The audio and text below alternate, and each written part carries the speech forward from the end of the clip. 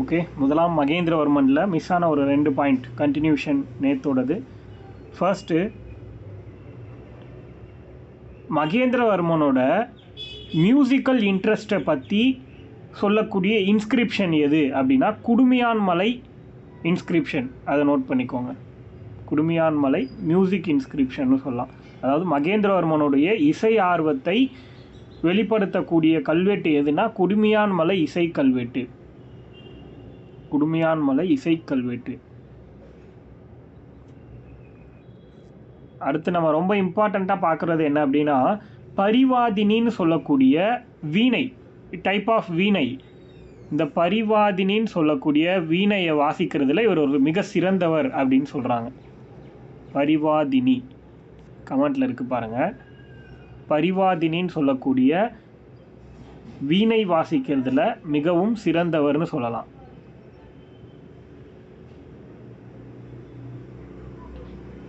பரிவாதினிங்கிற வீணை வாசிப்பதில் மிகவும் சிறந்தவர் அப்படிங்கிறத நம்ம பார்த்தோம். இவர் தான் வந்து குடைவரை கோவில், அதாவது கேவ் டெம்பிள்ஸ் அப்படின்னு சொல்லக்கூடிய விஷயத்தை இந்த வேர்ல்டுக்கு இன்ட்ரோடியூஸ் பண்ணுது.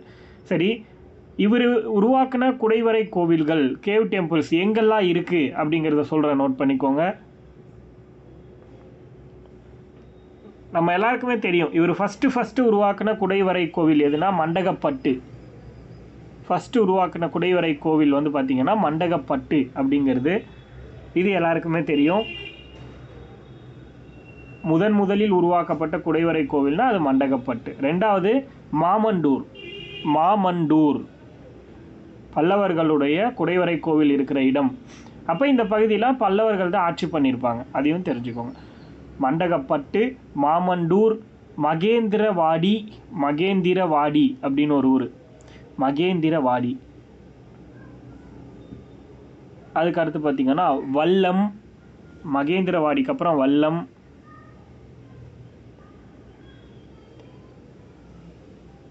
பல்லாவரம்.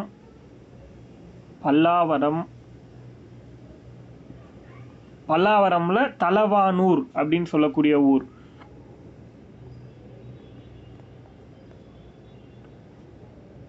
பல்லாவரம்ல தலவானூர்.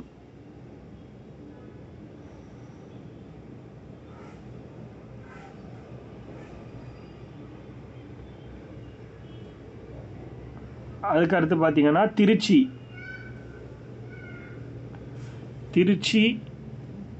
லாஸ்ட்டாக திருக்கழுக்குன்றம்.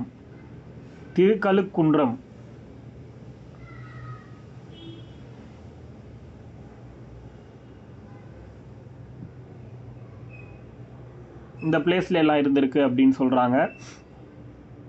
ஸோ நம்ம வந்து 2 பார்ட்டாக பிரித்து பார்த்துட்ருக்கோம். என்னது, கலப்ராஸ்கிட்ட இருந்து ஒரு என்ன பண்ணாங்க, கடுங்கோனுங்கிறவர் கலப்ராஸ்கிட்ட சண்டை போட்டு அந்த தென்னிந்திய, அதாவது தென் தமிழகத்தை மட்டும் கைப்பற்றிட்டார். யார், கடுங்கோனுங்கிறவர். அவர் ஒரு பாண்டியன். அதுக்கடுத்து பல்லவர்களில் சிம்ம விஷ்ணு என்ன பண்ணார், மீதி இருக்கிற வடப்பகுதியையும் மத்திய பகுதியையும் அவர் கைப்பற்றிட்டார். ஸோ இந்த 2 பேருமே ஒரே டைமில் ஆட்சி பண்ணிட்டு இருந்தாங்க. அப்போது சிம்ம விஷ்ணு, மகேந்திரவர்ம பல்லவன் ப்ளஸ் வந்து அந்த பக்கம் கடுங்கோனுங்கிற பாண்டிய மன்னன், இவங்கெல்லாம் ஒரே காலகட்டத்தில் வாழ்ந்தவங்க அப்படிங்கிறத நம்ம தெரிஞ்சுக்கணும்.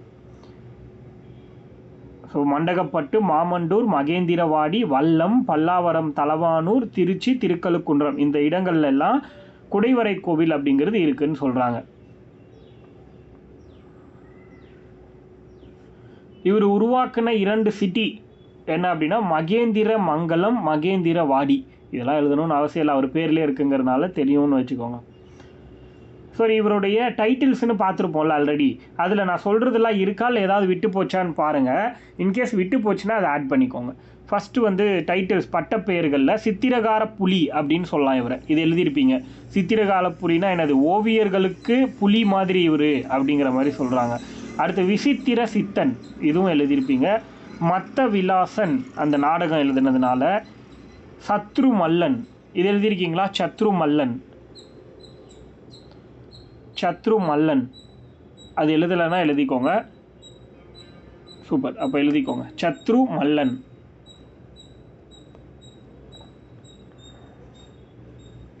சத்ரு மல்லன். அதுக்கப்புறம் கலகப்பிரியன்,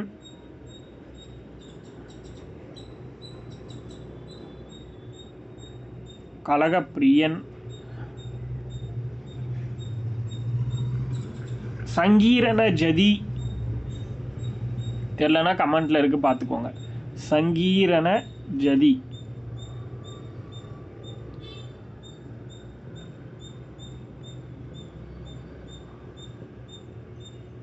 அடுத்து ஷேத்தக்காரி, அது எழுதியிருப்பீங்க. அடுத்து போத்தரையன் அப்படின்னு ஒன்று கமெண்ட்ல இருக்கு. ஸ்பீடாக சொன்னாலும் கமெண்ட்ல பார்த்துக்கோங்க. போத்தரையன்.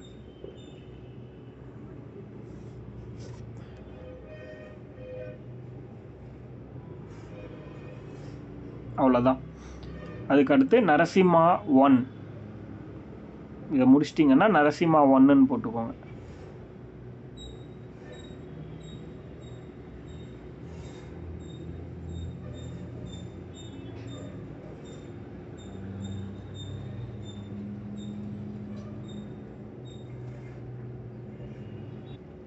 ஃபஸ்ட்டு இவர் வந்து எப்போ ஆட்சி பண்ணாருன்னு தெரிஞ்சுக்கணும்.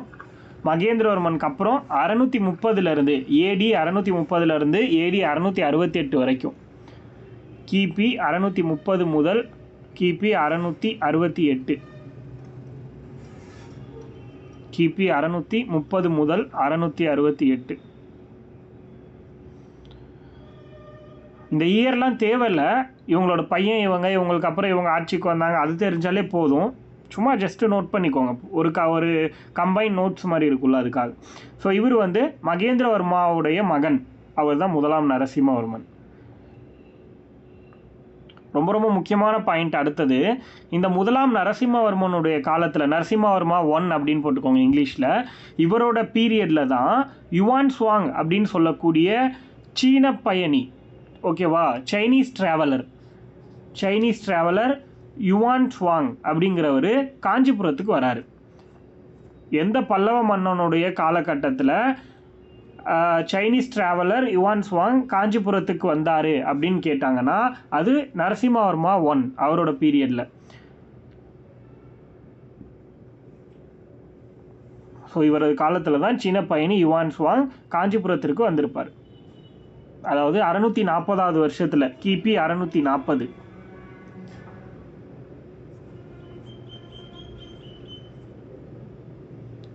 கிபி 640 காஞ்சிபுரத்துக்கு சீன பயணி யுவான் சுவாங் வராரு.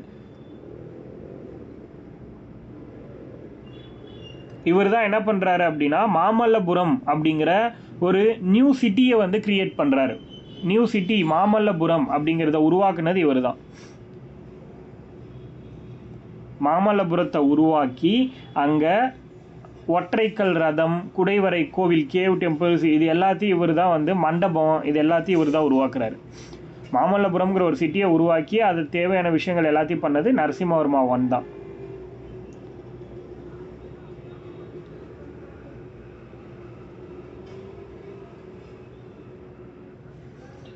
மாமல்லபுரத்தில் இருக்கிற ஒற்றைக்கல் ரதங்கள் அப்படின்னு சொல்லக்கூடிய அந்த ரதம் இருக்கு இல்லையா, அதுதான் நரசிம்மவர்மா 1ஓட கட்டிடக்கலைக்கு பெஸ்ட் எக்ஸாம்பிள், சிறந்த எடுத்துக்காட்டு அப்படின்னு சொல்கிறாங்க.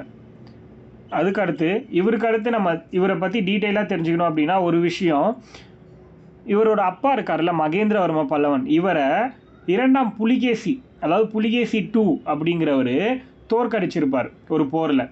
அதை வந்து ஒரு இதுவாக எடுத்துக்கிட்டு அந்த புலிகேசி 2ன்னு சொல்லக்கூடிய 2ஆம் புலிகேசியை தோற்கடிக்கிறதுக்காக நார்த்து பக்கம் போகிறாரு. அதாவது வடக்கு நோக்கி நரசிம்மவர்மா 1ங்கிறவர் கிளம்பி போகிறாரு. கிளம்பி போயிட்டு அவங்களுடைய வாதாபி அப்படிங்கிற இடத்துல, அவங்களுடைய கேபிட்டல், புரியுதா, அந்த புலிகேசியோட கேபிட்டல் தான் வாதாபி. அந்த சாளுக்கியர்கள்னு சொல்லுவோம் இவங்களை. ஆக்சுவலி அவங்கள பற்றி நம்ம கொஞ்சம் பார்ப்போம். அந்த சாளுக்கியர்கள் இருந்த 2ஆம் புலிகேசியை தோற்கடித்து கொண்டுட்டு வந்திருப்பார் இவர். வாதாபிங்கிற அவங்களோட தலைநகரத்திலே கொண்டுட்டு வந்திருப்பார். அதனால தான் இவருக்கு வாதாபி கொண்டான் அப்படின்னு ஒரு பேரே இருக்குது.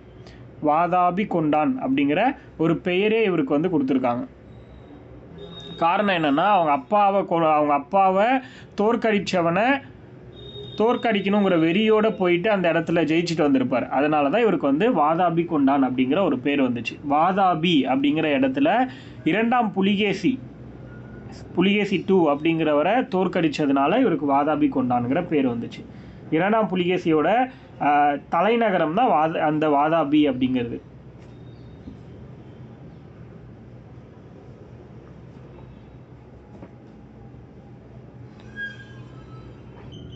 அடுத்து ரொம்ப இம்பார்ட்டண்டாக மணிமங்கலம், காஞ்சிபுரத்துக்கு நியர்பையில் இருக்கிற மணிமங்கலம் அப்படிங்கிற இடத்துல ஒரு போர் நடக்குது. இதுவும் புலிகேசி டூக்கும் நரசிம்மவர்மா ஒன்னுக்கும் இவங்க 2 பேருக்கு இடையில் நடக்குது.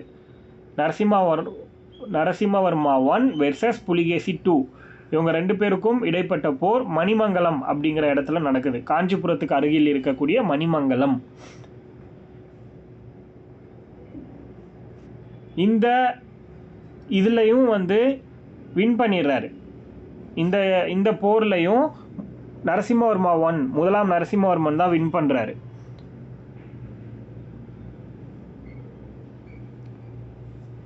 இதை சொல்ல இவர் தான் வின் பண்ணாரு, இப்படி ஒரு போர் நடந்துச்சு அப்படின்னு வந்து எந்த இடத்துல சொல்கிறாங்கன்னா கூரம் செப்பேடுகளில் சொல்கிறாங்க. கூரம் செப்பேடுகள்னு போட்டுக்கோங்க,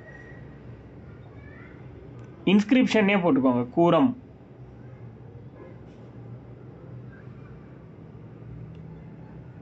புலிகேசி, ஆமாம், புலிகேசி 2 நரசிம்மவர்மா 1.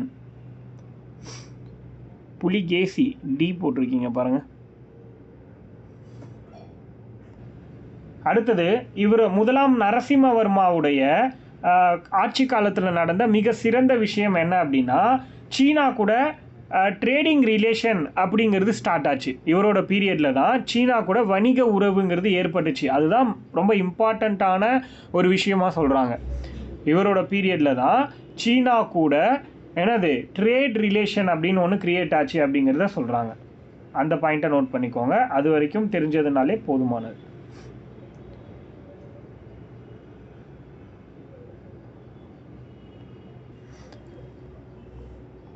முதலாம் பரமேஸ்வரன் அப்படின்னு ஒருத்தர் வராரு இவருக்கு அப்புறம். சரி, அவருக்கு முன்னாடி இன்னும் ஒரு சில பாயிண்ட்டை மட்டும் எழுதிக்கோங்க இவரை பற்றி. இந்த முதலாம் நரசிம்மவர்மாவை பற்றி அவரோட பட்டப்பெயர்கள் இருக்குல்ல, அதை மட்டும் நோட் பண்ணிக்கோங்க.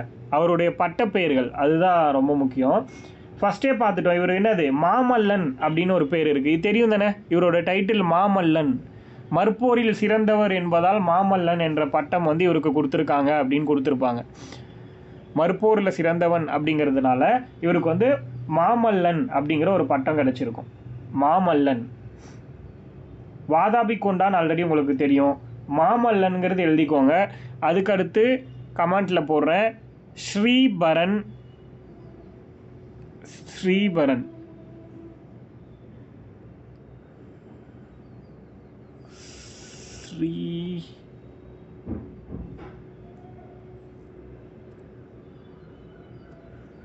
ஸ்ரீபரன், ஸ்ரீமேகன்,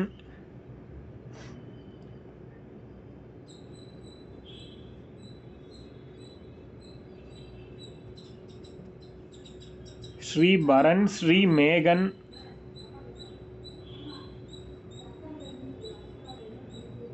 ஸ்ரீபரன், ஸ்ரீமேகன், ஸ்ரீநிதி,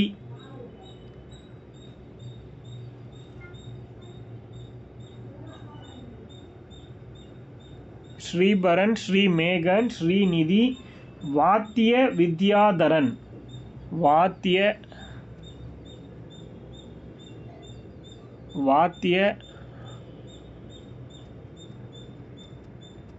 வித்யாதரன். கமெண்ட்ல இருக்கு பார்த்துக்கோங்க. மாமல்லன், வாதாபி கொண்டான், ஸ்ரீபரன், ஸ்ரீமேகன், ஸ்ரீநிதி, வாத்திய வித்யாதரன். இந்த பட்டப்பெயர்கள் எல்லாம் யாருக்குரியது அப்படின்னா நரசிம்மவர்மா 1 முதலாம் நரசிம்மவர்மன் அப்படிங்கிற பர்சனுக்குரிய பெயர்கள். ஓகே, எழுதிக்கோங்க. முதலாம் பரமேஸ்வரன். இதுக்கு முன்னாடி பார்த்தவர் முதலாம் நரசிம்மவர்மா வந்து எப்போலேருந்து எப்போ வரைக்கும் பார்த்தோம், 630 668 வரைக்கும் பார்த்தோமா. அதுக்கு இடைப்பட்ட 2 வருஷம் எந்த ரூலரும் இல்லை போல். 670 680 வரைக்கும் ரொம்ப குறுகிய காலம், 10 வருஷம் மட்டும் இந்த முதலாம் பரமேஸ்வரன் இருந்திருக்காரு. பரமேஸ்வரன் 1 670 680 வரைக்கும் இவர் இருந்திருக்காரு.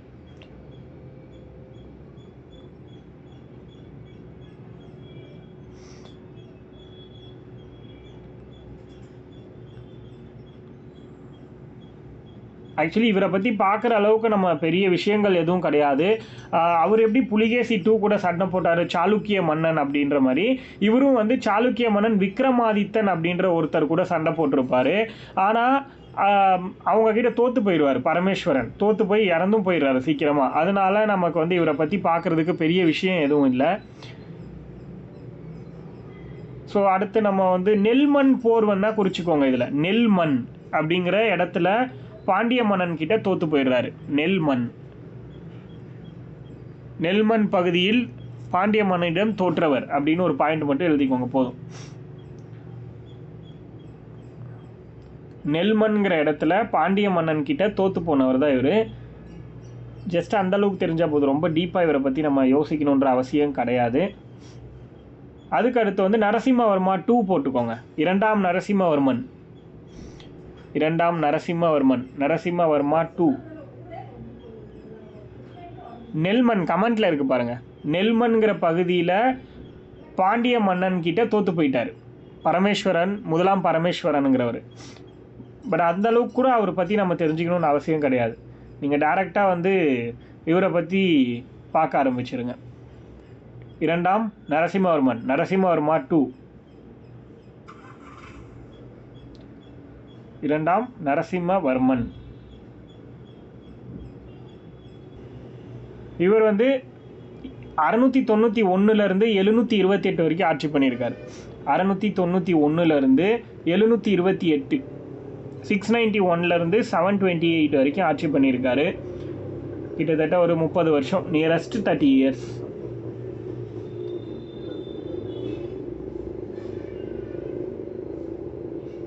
கூட சொல்லலாம். நரசிம்மவர்மா 2 பற்றி பார்த்துட்டு இருக்கோம். இப்போது இயர் வந்து AD 691 728 வரைக்கும். இது எல்லாமே வந்து நம்ம சும்மா தான் எழுத போகிறோம், ரொம்ப டீப்பாலாம் யோசிக்காதீங்க. 691 728 ஓகேவா. இவரை வந்து ராஜசிம்மன் அப்படின்னு ஒரு பெயர் சொல்லி அழைக்கிறோம். அப்போது ராஜசிம்மன் அப்படின்னு யாரை சொல்கிறோன்னா நரசிம்மவர்மா 2 ஞாபகம் வச்சுக்கோங்க. ராஜசிம்மன்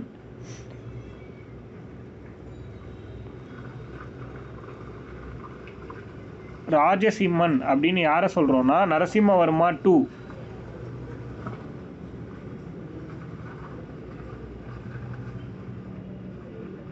நரசிம்மவர்மா 2 வந்து ராஜசிம்மன் அப்படின்னு சொல்கிறோம்.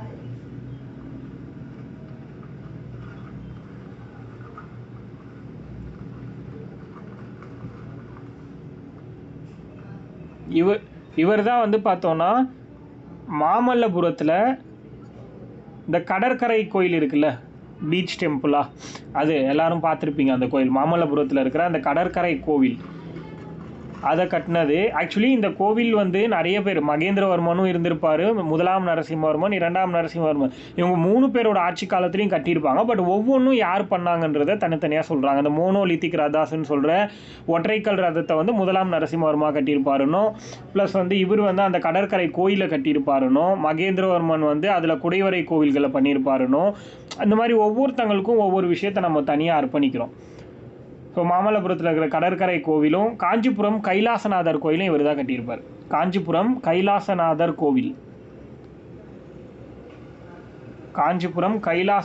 கோவிலை கட்டினதும் இவர் தான்.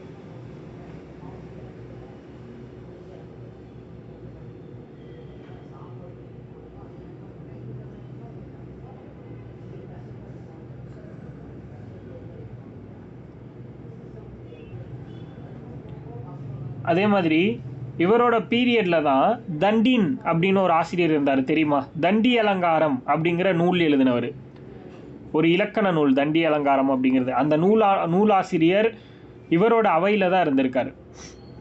தண்டி அப்படின்னு சொல்லக்கூடிய நூலாசிரியர், இலக்கண நூலை எழுதியவர், தண்டி அலங்காரம்னு சொல்லக்கூடிய இலக்கண நூலை எழுதிய தண்டின் அப்படின்னு சொல்லக்கூடிய வடமொழி அறிஞர் இவருடைய அவையில் தான் இருந்திருக்காரு. அதையும் நோட் பண்ணிக்கோங்க. இவருக்கான பட்ட பெயர்கள் என்னது? ஆகம பிரியன், சங்கர பக்தன். இந்த 2 பேரையும் நோட் பண்ணிக்கோங்க.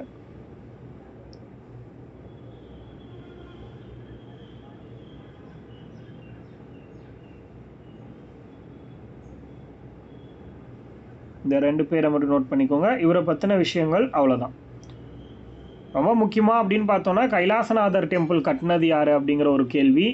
அதுக்கடுத்து பார்த்தீங்கன்னா இவரை நம்ம என்ன சொல்லலாம், ராஜசிம்மன்னு சொல்கிறோம் இல்லையா. இந்த 2 கேள்விகள் வந்து அடிக்கடி கேட்கப்படக்கூடிய ஒரு கேள்விகள் இவரை பற்றி.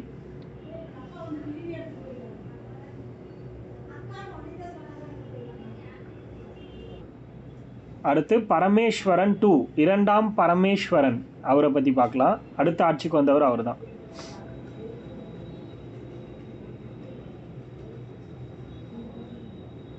இரண்டாம் பரமேஸ்வரன் இவர் வந்து பார்த்தீங்கன்னா 728 731 வரைக்கும் ஆட்சியில் இருக்கார்.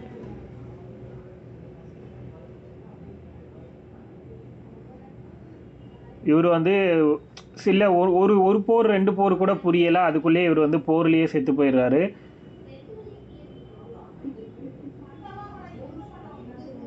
இவருக்கு அப்புறம் வந்து இவருடைய பிள்ளைகள் யாரும் வந்து ஆட்சி அமைக்கிற அளவுக்கு முக்கியத்துவம் பெற்றவர்களாக இல்லை. அப்படிங்கிறதுனால பிற்காலத்தில் வந்து அதாவது இவரோட சிம்ம விஷ்ணுவுடைய மரபில் வந்தவங்களுடைய காலகட்டம் முடியுது. பல்லவாஸில் சிம்ம விஷ்ணுவுடைய பிள்ளைகளாக வந்தாங்க இல்லையா, அவங்களுடைய காலகட்டம் 2ஆம் பரமேஸ்வரனோட முடிஞ்சிருது. இவர் வந்து 2ஆம் நரசிம்மவர்மனுடைய பையன் தான் இந்த 2ஆம் பரமேஸ்வரன். இவருங்கெல்லாம் வந்து எதுக்கும் லாக்கி இல்லாமல் எல்லாரும் வந்து செத்து போயிட்டானுங்க. இதுக்கப்புறம் இருந்த பசங்களும் ஆட்சி பண்ணுறதுக்கான தைரியமும் எதுவும் இல்லை. அதுக்கப்புறம் தான் வந்து என்ன பண்ணுறாங்கன்னா, சிம்ம விஷ்ணுவுடைய தம்பி அவர் வந்து ரண்யவர்மன் அப்படின்னு ஒருத்தர், அவரோட மகன் நந்திவர்மன், அவன் வந்து புதுசாக ஆட்சிக்கு வரான். ஸோ இப்போ சிம்ம விஷ்ணுவோட ஃபேமிலி போயிட்டு சிம்ம விஷ்ணுவோட தம்பி ஃபேமிலி அடுத்து ரூல் பண்ணுறாங்க. யாருக்கு அப்புறம்? 2ஆம் பரமேஸ்வரனுக்கு அப்புறம். அந்த அளவுக்கு டீட்டெயிலாக உங்களுக்கு வேண்டாம், நீங்கள் அடுத்தது யாருங்கிறத மட்டும் தெரிஞ்சுக்கிட்டா போதும்.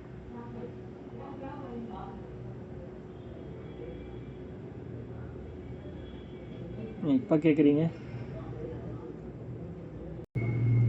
ஸோ இப்போ வந்து பார்த்தீங்கன்னா அடுத்து நந்திவர்மன் அப்படிங்கிறவர் வராரு. 2ஆம் பரமேஸ்வரனுக்கு அப்புறம் 2ஆம் நந்திவர்மன், நந்திவர்மா 2,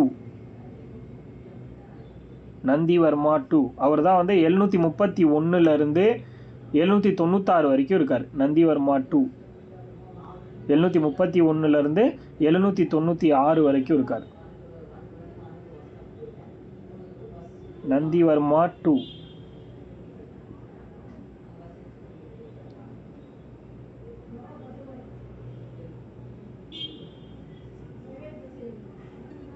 எழுநூற்றி 31வது வருஷத்துலேருந்து 796வது வருஷம் வரைக்கும்.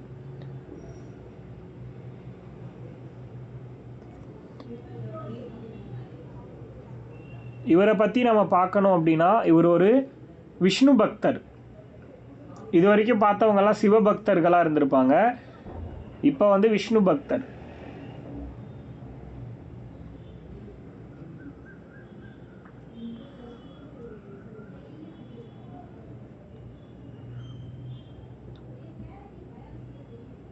அதுக்கு அடுத்து பார்த்தீங்கன்னா இவர் ஒரு விஷ்ணு பக்தர் அப்படிங்கிறத எழுதிக்கோங்க. அதுக்கடுத்து காஞ்சிபுரத்தில் வைகுண்ட பெருமாள் கோயிலை கட்டினது இவர் தான். நந்திவர்மா 2, 2ஆம் நந்திவர்மன் தான் வைகுண்ட பெருமாள் கோவில் அப்படிங்கிறத காஞ்சிபுரத்தில் கட்டியிருப்பார். காஞ்சிபுரமில் வைகுண்ட பெருமாள் கோவில் கட்டினது யாருன்னா நந்திவர்மா 2.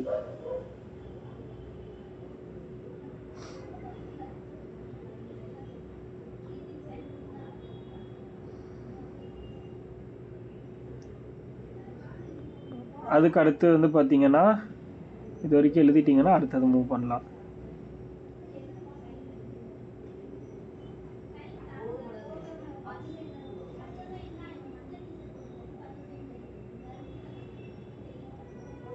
அதுக்கு அடுத்து பார்த்தீங்கன்னா ஆக்சுவலி இவரோட பீரியடில் தான் திருமங்கை ஆழ்வார் அப்படிங்கிற ஆழ்வார் வாழ்ந்திருக்காங்க. திருமங்கை ஆழ்வார் வந்து இவரோட பீரியடில் வாழ்ந்திருக்காங்க. நந்திவர்மா 2வோட பீரியடில் தான் திருமங்கை ஆழ்வார் வாழ்ந்திருக்காங்க. அதாவது 2 பேரும் வந்து ஒரே காலகட்டத்தில் வாழ்ந்தவங்க, சம காலத்தவர்னு சொல்லுவாங்கள்ல. அந்த பாயிண்ட் நோட் பண்ணிக்கோங்க, எல்லா இடத்துலையுமே கொடுத்துருக்காங்க, அதனால் மேபி யூஸ் ஆகலாம். திருமங்கை ஆழ்வார். அடுத்து வந்து நந்திவர்மா 3, 3ஆம் நந்திவர்மன். மூன்றாம் நந்திவர்மன், நந்திவர்மா 3.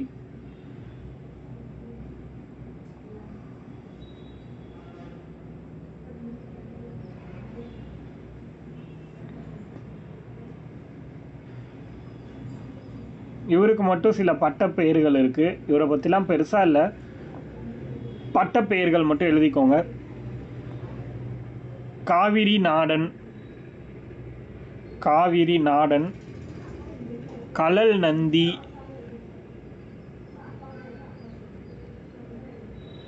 காவிரி நாடன், கழல் நந்தி, தெல்லாறு எரிந்த, தெல்லாறு எரிந்த நந்திவர்மன், தெல்லாறு எரிந்த நந்திவர்மன்.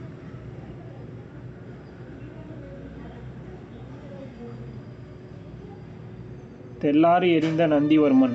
ஆக்சுவலி இந்த தெல்லாறு எரிந்த நந்திவர்மன் அப்படின்னு சொன்னது நந்தி கலம்பகம் அப்படிங்கிற நூலில்.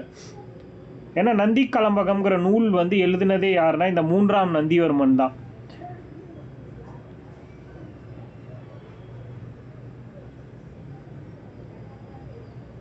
சரி, அது ஒரு பாட்டுடை தலைவன். நந்தி கலம்பகம் அப்படிங்கிற நூலுக்கு. ஸோ அந்த நூலில் இவரை வந்து எப்படி புகழ்றாங்கன்னா தெல்லாறு எரிந்த நந்திவர்மன். அதுக்கடுத்து இவருக்கு இன்னொரு பெயர் கடற்படை அவனி நாராயணன். கடற்படை அவனி நாராயணன்.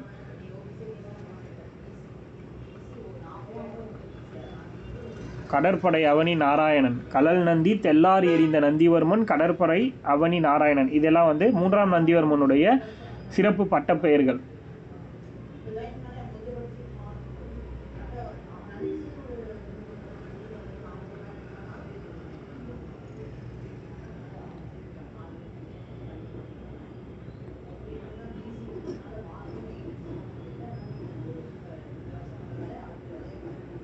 அதுக்கடுத்து கடைசியாக இந்த மூன்றாம் நந்திவர்மனுக்கும் அடுத்து கடைசி அரசன் வந்து அபராஜித்தன். இவர் தான் கடைசி பல்லவ அரசுடைய அங்கீகரிக்கப்பட்ட கடைசி அரசர்.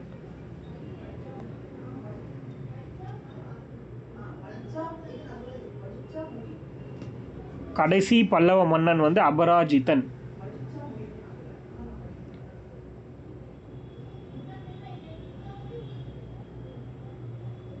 அபராஜித்தன் இவர் வந்து 885 903 வரைக்கும் ஆட்சி பண்ணியிருக்கார். நரசிம்மா 3 பீரியட். அடுத்த அரசனையே நான் சொல்லிட்டேன். நரசிம்மவர்மா 3 முடிஞ்சது. அவருக்கும் அதுக்கப்புறம் நந்திவர்மா 3. நரசிம்மவர்மா கிடையாது, அவர் நந்திவர்மா.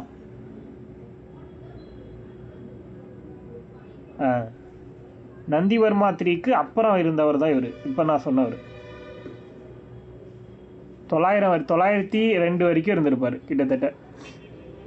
அடுத்த ஆட்சிக்கு வந்தவருன்னு சொல்ல வரேன் அபராஜித்தன் அப்படிங்கிறவர். இவருக்கு அப்புறம் 885 903 வரைக்கும் இருந்திருக்காரு.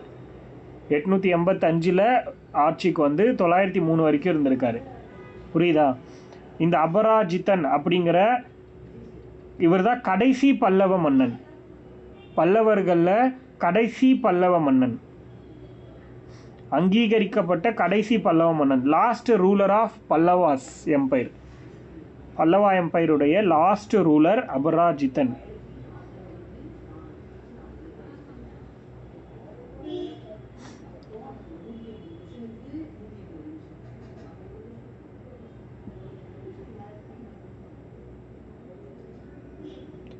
கிளியரா எல்லாருக்கும்?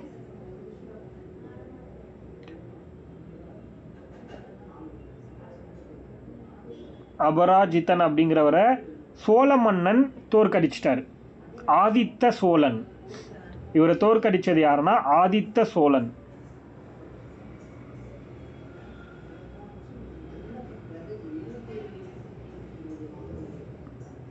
அதுக்கடுத்து இதோட முடிச்சு இவங்களோட கரெக்டாக இந்த அபராஜித்தனுடைய இவரோட வந்து என்னாச்சு அப்படின்னா பல்லவாஸ் எம்பையர் அப்படிங்கிறது மொத்தமாக முடிஞ்சிருச்சு. ஓகேவா? இவங்களுக்கு அப்புறம் சோழர்களுடைய ஆட்சி காலம் வந்துருச்சு தமிழ்நாட்டில். ஓகேவா? நார்த்து சைடு அதே மாதிரி பாண்டியாஸில் அவங்கள கைப்பற்றிட்டு சவுத் சைடு எல்லாமே வந்து சோழர்கள் கைக்கு வந்து ஆட்சி போயிடுச்சுன்னு சொல்கிறாங்க. பிற்கால சோழர்களுடைய கைக்கு ஆட்சி போயிடுச்சு. ஸோ இப்போ நம்ம அடுத்தது இந்த பல்லவாஸ் பற்றி பார்த்தோம்ல, யார் யார் ரூல் பண்ணாங்கன்னு மட்டும்தான் இப்போ வரைக்கும் நம்ம பார்த்துருக்கோம்.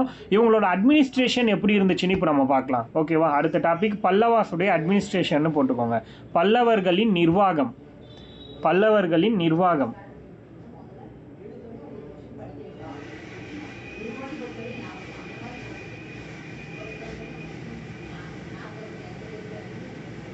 பல்லவர்களுடைய நிர்வாகம்.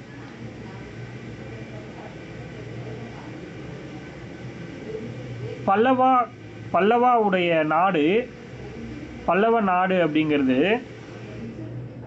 ராஷ்டிரம் அப்படிங்கிற பேர்ல பிரிச்சு வச்சிருந்தாங்க. ராஷ்டிரம். பல்லவர்களுடைய நாட்டை ராஷ்டிரம் அப்படிங்கிற பேர்ல பிரிச்சு வச்சிருந்தாங்கன்னு சொல்றாங்க. இங்கிலீஷ்லயும் அதே தான், ராஷ்டிரம். RASHTRAM, ராஷ்டிரம். ராஷ்டிரம்ங்கிற பேர்ல மண்டலங்களா பிரிச்சிருந்தாங்க. டைப் ஆஃப் மண்டலம். ஏன்னா இந்த ராஷ்டிரம்ங்கிற பேர்ல மண்டலங்களா பிரிச்சிருக்காங்க. ஓகேவா? மண்டலம் அப்படின்ற பேர்லாம் பிரிச்சுட்டாங்க. இந்த மண்டலம் அப்படிங்கிறத விஷயங்களாக பிரிச்சுட்டாங்க. விஜயம் அப்படின்னு சொல்லுவாங்க. அப்படியே எழுதிக்கோங்க, தமிழ் இங்கிலீஷ் எதுலையா இருந்தாலும். மண்டலம்ங்கிறது விஜயம் அப்படின்னு பிரிச்சிருக்காங்க. மண்டலம்ங்கிறது விஜயம்னு பிரிச்சிருக்காங்க. விஜயம் அப்படிங்கிறது நாடு அப்படின்னு பிரிச்சிருக்காங்க. ஒரு அம்புக்குறி மாதிரி போட்டு எழுதிக்கோங்க. மண்டலம், விஜயம், நாடு, ஊர். மண்டலம், விஜயம், நாடு, ஊர். இதுதான் 4 பார்ட்டு.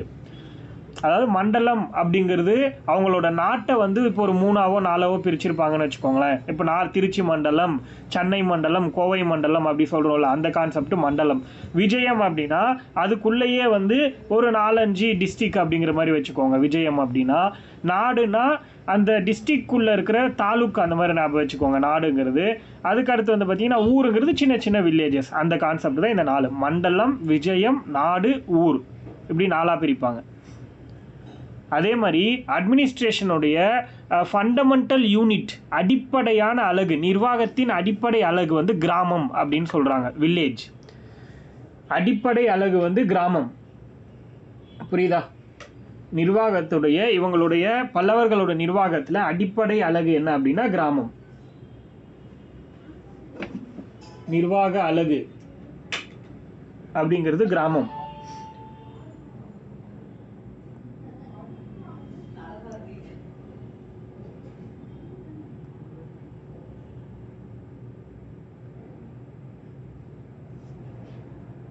கோவில்களுக்கு, அதாவது ஆலயங்களுக்கு மன்னர்கள் அளித்த நிலக்கொடை இருக்குல்ல, அதாவது கோவில்களுக்கு வந்து நிலம் வந்து கொடையாக கொடுப்பாங்க மன்னர்கள், அது வந்து தேவதானம் அப்படின்னு சொல்கிறாங்க. இது ரொம்ப முக்கியம். ஆலயங்களுக்கு மன்னர்கள் அளித்த நிலக்கொடை அப்படிங்கிறது தேவதானம் அப்படின்னு சொல்கிறாங்க. கோவில்களுக்கு கொடுத்த நிலக்கொடை வந்து தேவதானம். அதை வச்சு இங்கிலீஷில் எழுதிக்கோங்க. ஆலயங்களுக்கு மன்னர் அளித்த நிலக்கொடை எது அப்படின்னா தேவதானம் அப்படின்னு சொல்கிறாங்க. கோவில்களுக்கு கொடுத்த நிலத்துக்கு பேர் தேவதானம். அதே பிராமின்ஸ்க்கு கொடுத்த நிலத்துக்கு பேர் பிரம்மதேயம். புரியுதா? கோவிலுக்கு கொடுத்தா அது தேவதானம், அதே பிராமின்ஸ்க்கு கொடுத்தா அது பிரம்மதேயம். இந்த 2 பாயிண்ட் ரொம்ப முக்கியம்.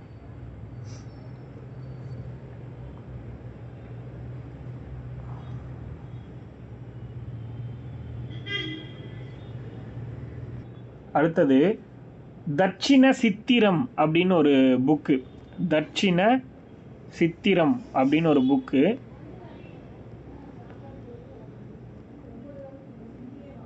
இந்த புத்தகம் கமெண்ட்ல இருக்கு பாருங்க, தட்சிண சித்திரம் தமிழில் போட்டிருக்கேன்.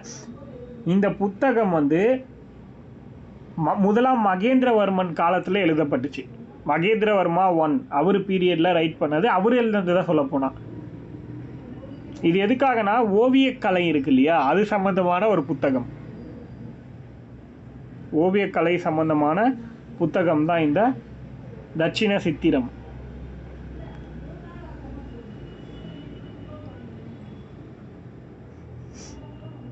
அதுக்கடுத்து பார்த்தீங்கன்னா பல்லவர்களோட பீரியடில் தான் ஆழ்வார்கள் நாயன்மார்கள் இருக்காங்கல்ல, இவங்க எழுதின பாடல்கள் வந்து, அதாவது இவங்களோட வாழ்ந்த காலமாக இருக்கட்டும், இவங்க எழுதின பாடல்கள் எல்லாமே இந்த பீரியட் தான். அப்போ பல்லவா பீரியடில் தான் என்ன நடந்திருக்குன்னா பக்தி இலக்கியங்கள் உருவாயிருக்கு. பக்தி இலக்கியங்களோட காலகட்டம் யாரோட பீரியட் அப்படின்னா அது பல்லவர்களுடைய பீரியட். பல்லவர்களுடைய காலகட்டத்தில் தான் பக்தி இலக்கியங்கள் அப்படிங்கிறது உருவாயிருக்குன்னு சொல்கிறாங்க. அதாவது பக்தி இலக்கியம்னாலே யார், தமிழ்நாட்டை பொறுத்த வரைக்கும் ஆழ்வார்களும் நாயன்மார்களும் பாடின பாடல். அதுக்கடுத்து வந்து பார்த்தீங்கன்னா பெருந்தேவனார் பாரத வெண்பா அப்படின்ற பாடல் பாடியிருக்காரு. பாரத வெண்பா பெருந்தேவனாருங்கிறவர் பாரத வெண்பாங்கிறது பாடியிருக்காரு. கமெண்ட்ல இருக்கு பாருங்க. அதுக்கு அடுத்து பார்த்தீங்கன்னா தண்டி. தண்டி அப்படிங்கிறவர் அவந்தி சுந்தரி கதாசாரம் அப்படிங்கிறத எழுதியிருக்காரு. அவந்தி சுந்தரி கதாசாரம்.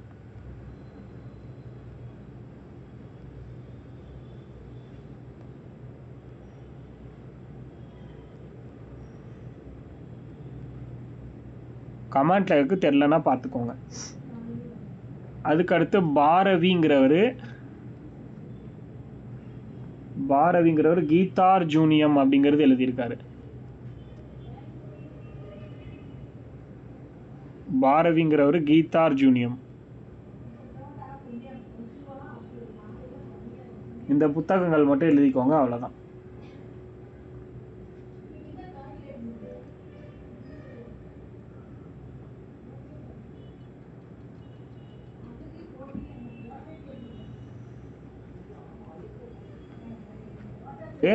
மகேந்திரவர்மன்ல இன்னொரு நூல் மட்டும் ஆட் பண்ணிக்கோங்க, பாகவத வியூகம். பாகவத வியூகம், பாகவத வியூகம் இதையும் ஆட் பண்ணிக்கோங்க. அதில் மத்த விலாச பிரகாசன், பாகவத வியூகம், இந்த 2 நூலையும் ஆட் பண்ணிக்கோங்க.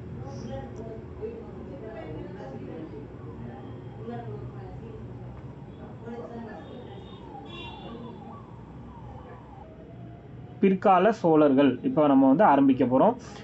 பிற்கால சோழர்கள் அப்படின்னு எடுத்துக்கிட்டோம்னா இவங்களுடைய கேபிட்டல் எதுனா உறையூர். இவங்களோட கேபிட்டல் வந்து உறையூர் தான் இருந்துச்சு, அதை தெரிஞ்சுக்கோங்க. தலைநகரம், பிற்கால சோழர்களின் தலைநகரம் உறையூர்.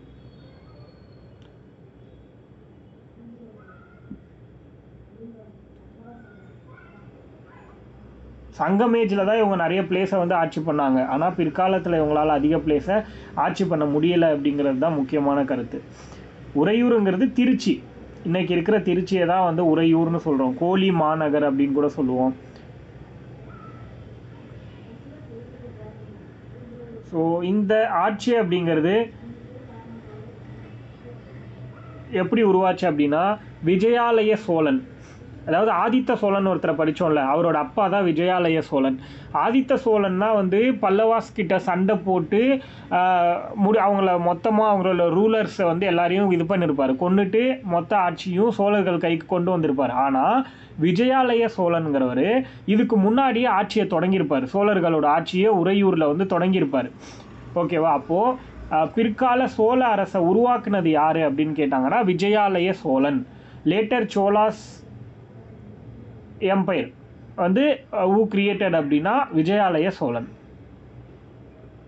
லேட்டர் சோழா எம்பையரை உருவாக்குனது, பிற்கால சோழ அரசை உருவாக்குனது விஜயாலய சோழன்.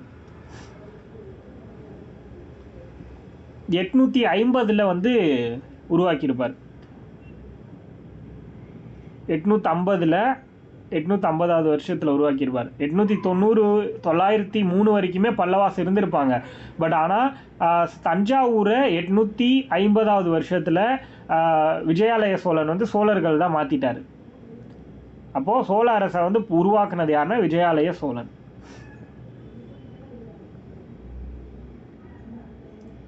அதுக்கப்புறம் 400-450 வருஷம் வரைக்கும் ஆட்சி பண்ணியிருக்காங்க சோழர்கள். இவங்க வந்து சோழர்கள் பொறுத்த வரைக்கும் இந்தியா மட்டும் கிடையாது, தமிழ்நாடு மட்டும் கிடையாது, ஸ்ரீலங்கா, கடாரம், சுமத்ரா, கடாரம்னா சுமத்ரான்னு சொல்லுவாங்க, மலேசியா அந்த பகுதி, மலேசியா, இந்தோனேஷியா இந்த மாதிரி ஏரியாவில் கூட ரூல் பண்ணியிருந்திருக்காங்க சோழர்கள். Not only for Tamil Nadu India மட்டும் கிடையாது, அதை தாண்டியும் மற்ற நாடுகள்லையும் கடல் கடந்து வணிகம் பண்ணியிருக்காங்க. மிகப்பெரிய அளவில் வாழ்ந்திருக்காங்க சோழ பேரரசு. அதுக்கு அடுத்து தான் நம்ம வந்து பார்க்க போகிறோம் விஜயாலய சோழனுடைய மகன் முதலாம் ஆதித்த சோழன், ஆதித்த சோழா 1. இவர் தான் வந்து அதுக்கப்புறம் என்ன பண்ணுறாரு, அபராஜித்தனை தோற்கடித்து தொண்டை மண்டலம் ஃபுல்லாக என்ன பண்ணுறாரு, பல்லவர்கள்கிட்ட இருந்து தொண்டை மண்டலத்தை ஃபுல்லாக சோழ மண்டலமாக மாற்றிட்டார். விஜயாலய சோழனுடைய பையன் முதலாம் ஆதித்த சோழன், ஆதித்த சோழா 1. அவர் தான் அபராஜித்தனை தோக்கடித்து பல்லவர்கள்கிட்டேருந்து ஆட்சியை வந்து இவங்களுக்கு மாற்றிட்டார், சோழர்கள் பக்கம் மாற்றினார். அதுக்கு அடுத்து தான் பராந்தகன் 1 அப்படின்றவர் ஆட்சிக்கு வரார். முதலாம் பராந்தகன் இவர் தான் வந்து பெஸ்ட் என்ன சொல்லலாம்னா ஸ்டார்டிங்கில் ஒரு அங்கீகரிக்கப்பட்ட ரூலர். உருவாக்குனது விஜயாலய சோழன், பல்லவர்கள்கிட்ட இருந்து ஆட்சியை பிடுங்கி அது சோழர்களது மாற்றுந்து யார் அப்படின்னா ஆதித்த சோழன். அதுக்கடுத்து வந்து பார்த்திங்கன்னா முதலாம் பராந்தகன்னா ஒரு கரெக்டான பர்சனாக ஆட்சியில் உட்கார்றவர். முதலாம் பராந்தகன், பராந்தகா 1. 907 வருஷத்துலேருந்து 955 வருஷம் வரைக்கும் இவர் ஆட்சியில் இருக்கார்.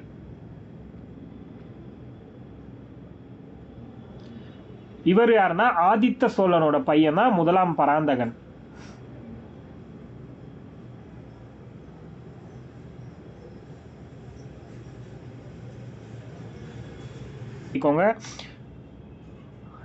இவரை பற்றி பார்க்கணும்னா ஃபர்ஸ்ட் எடுத்த உடனே உத்திரமேரூர் இன்ஸ்கிரிப்ஷன், உத்திரமேரூர் கல்வெட்டு தான் இப்படி ஒருத்தர் இருந்தாருங்கிறத ப்ரூஃபோட நமக்கு வந்து காமிக்குது.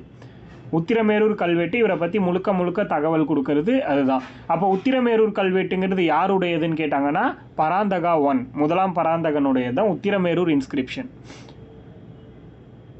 அப்போ உத்திரமேரூர் இன்ஸ்கிரிப்ஷன்னா என்னது, இந்த இன்ஸ்கிரிப்ஷன் இந்த கல்வெட்டில் தான் குடவோலை தேர்தல் முறை அப்படின்னு ஒன்று வந்து இருந்துச்சு. 930 அந்த பீரியடில் நடந்த குடவோலை தேர்தல் முறை. அதாவது என்னென்னா ஒரு குடத்துக்குள்ளே யாரெல்லாம் வந்து எலெக்ஷனில் நிற்க விரும்புகிறாங்களோ அவங்க எல்லாரையும், அதாவது ஊர் தலைவராக அது மாதிரி தேர்ந்தெடுக்கிறதுக்கு நிற்க விரும்புகிற எல்லாரோட பேரையும் எழுதி ஒரு குடத்தில் போட்டு ஒரு சின்ன குழந்தைய ஏதாவது ஒரு சீட்டை எடுக்க சொல்லுவாங்க. அதில் இருக்கிற பேர் யார் வருதோ அவங்க தான் வந்து இந்த ஊரை வந்து பாதுகாக்கணும், அவர் தான் தலைவர் அப்படிங்கிற மாதிரி சூஸ் பண்ணாங்க. இப்படிப்பட்ட தேர்தல் தான் குடவோலை தேர்தல் முறைன்னு சொல்லுவாங்க. அதை இன்ட்ரடியூஸ் பண்ணது யாருன்னா முதலாம் பராந்தகன் தான். இதுக்கான ஆதாரம் எங்கே கிடச்சிருக்கு அப்படின்னா உத்திரமேரூர் கல்வெட்டில் தான் சொல்லப்பட்டிருக்கு குடவோலை தேர்தல் முறை.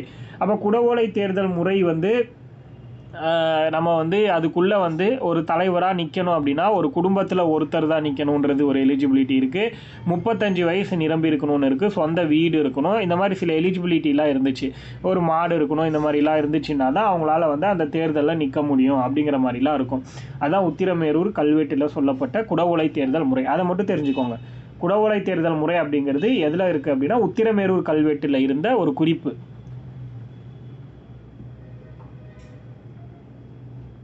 இவர் வந்து பாண்டியர்களோட மதுரை மீது படையெடுத்து போயிட்டு மதுரையை வின் பண்ணிடுறாரு. இந்த முதலாம் பராந்தகன் மதுரையை வின் பண்ணதுனால இவருக்கு மதுரை கொண்டான் அப்படின்னு ஒரு பேர் வருது. மதுரை கொண்டான் அப்படின்ற ஒரு பேர் இவருக்கு வருது.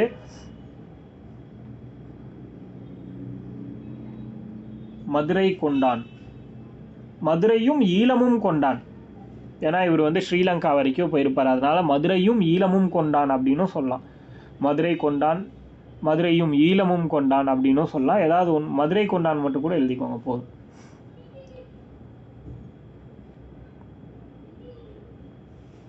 அதுக்கடுத்து வந்து சிதம்பரம் இருக்கு இல்லையா, அது அங்கே நடராஜர் கோயில் இருக்குது, எல்லாருக்கும் தெரியும்னு நினைக்கிறேன். சிதம்பரமில் நடராஜர் கோயில் அப்படிங்கிறது, அந்த நடராஜர் கோயிலுக்கு தங்கத்தாலான கூரையை வந்து போட்டிருக்காரு. நடராஜர் கோயிலுக்கு தங்கத்தாலான கூரை அமைச்சு கொடுத்துருக்காரு. அதனால் பொன்வேய்ந்த சோழன் அப்படின்னு ஒரு பேரே இருக்குது இவருக்கு. முதலாம் பராந்தகனுக்கு பொன்வேய்ந்த சோழன் அப்படின்னு ஒரு பேர் இருக்குது. பொன்வேய்ந்த சோழன்.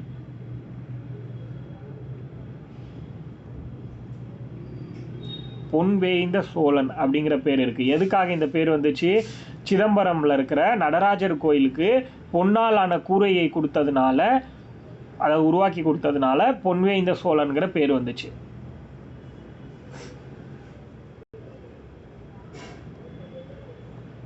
அதுக்கடுத்து தக்கோலம் போர் அப்படின்னு ஒரு போர் நடக்குது. தக்கோலம் போர். அதில் தக்கோலம் போர் அப்படின்னு ஒன்று நடக்குது. அதில் ராஷ்டிரகூட, தக்கோலம் போரில் ராஷ்டிரகூடகளுடைய மன்னரான, ராஷ்டிரகூட மன்னராக இருந்த 3ஆம் கிருஷ்ணர், கிருஷ்ணா 3, 3ஆம் கிருஷ்ணர்கிட்ட இவர் வந்து தோற்று போய் இறந்து போயிடுறாரு.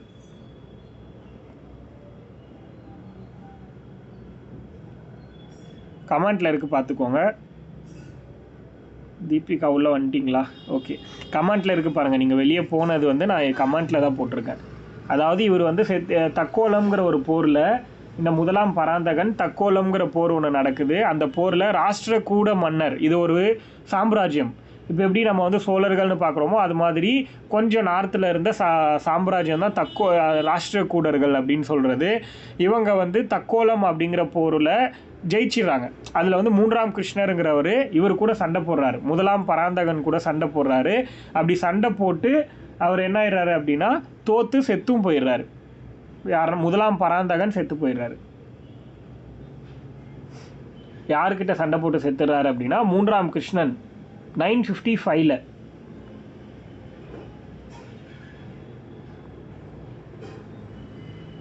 955 அதுக்கடுத்து பார்த்தீங்கன்னா பராந்தகா 1க்கு அப்புறம் கண்டராதித்யன் அப்படின்னு ஒருத்தர் வராரு ஆட்சிக்கு. கண்டராதித்யன், ஆக்சுவலி இவங்கெல்லாம் பேர் மட்டும் எழுதிக்கோங்க. கண்டராதித்யன்.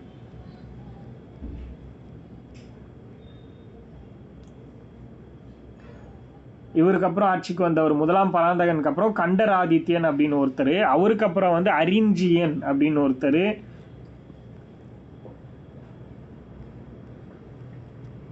அரிஞ்சயன் அப்படின்னு ஒருத்தர் ஆட்சிக்கு வராரு. அதுக்கடுத்து பராந்தகா 2, 2ஆம் பராந்தகன் ஆட்சிக்கு வராரு. 2ஆம் பராந்தகன் ஆட்சிக்கு வராரு. அவருக்கு அப்புறம் சுந்தர சோழன் ஆட்சிக்கு வராரு.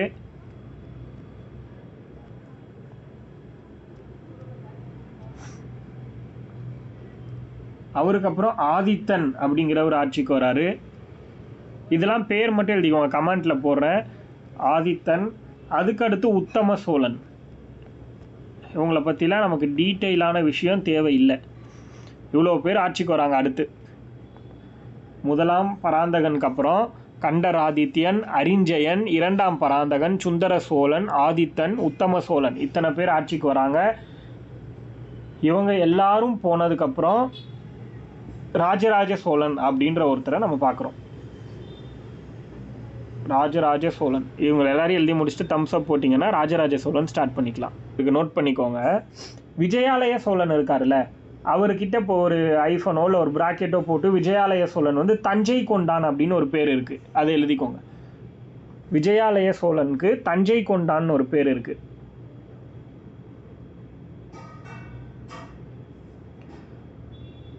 அதே மாதிரி ஆதித்த சோழன் இருக்காருல்ல, ஆதித்த சோழன், அவருக்கு வந்து கோதண்டராமன் ஒரு பேர் இருக்கு. ஆதித்த சோழனுக்கு கோதண்டராமன் ஒரு பேர் இருக்கு.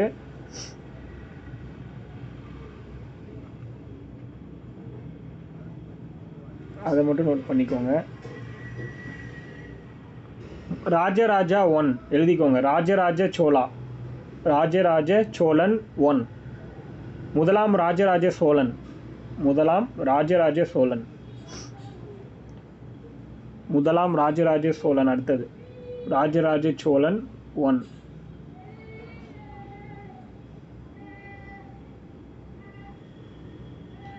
(985) வருஷத்துலேருந்து 1014 வருஷம் வரைக்கும் வாழ்ந்திருக்காரு. ஆட்சி பண்ணியிருக்கார். 985வது வருஷத்துலேருந்து 1014வது வருஷம் வரைக்கும் ஆட்சி பண்ணியிருக்காரு.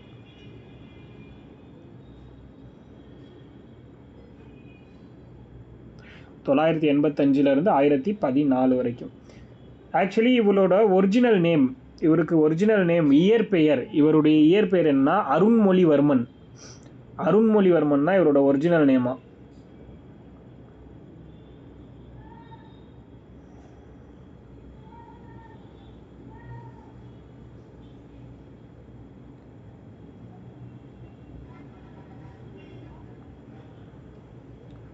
Original name அருண்மொழிவர்மா.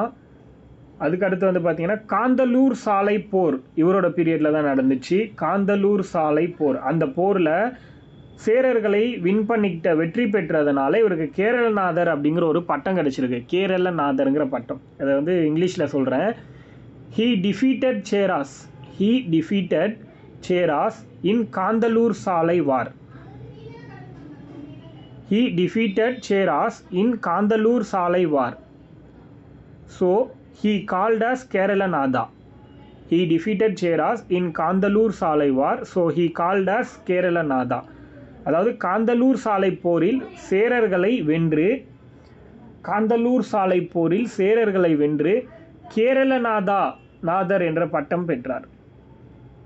கேரளநாதர்ங்கிற பட்டம் பெற்றார்.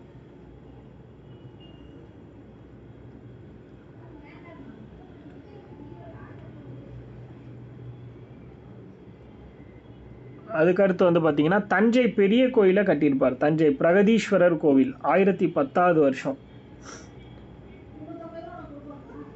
1010வது வருஷம் 1010.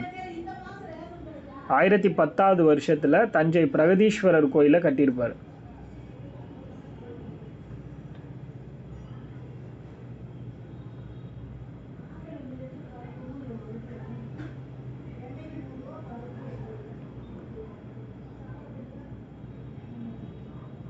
அதுக்கடுத்து ஸ்ரீலங்காவை கைப்பற்றியிருக்காரு. 5ஆம் மகிந்தாவை தோற்கடித்து இலங்கையை கைப்பற்றினார்னு போட்டுக்கோங்க. 5ஆம் மகிந்தாவை தோற்கடித்து இலங்கையை கைப்பற்றியிருக்காரு. 5ஆம் மகிந்தாவை தோற்கடித்து இலங்கையை கைப்பற்றினார். அதாவது he defeated Mahinda V. He defeated Mahinda V of Sri Lanka. He defeated Mahinda V of Sri Lanka. 5ஆம் மகிந்தாவை தோற்கடிச்சு இலங்கையை கைப்பற்றியிருக்காரு.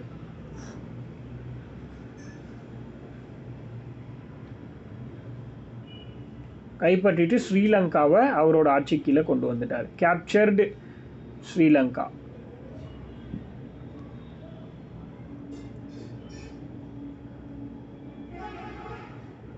அதுக்கு அடுத்து பார்த்தீங்கன்னா குடகு மற்றும் கங்கையை கைப்பற்றியிருக்காரு. குடகு மற்றும் Ganga. Kudagu and Ganga were captured.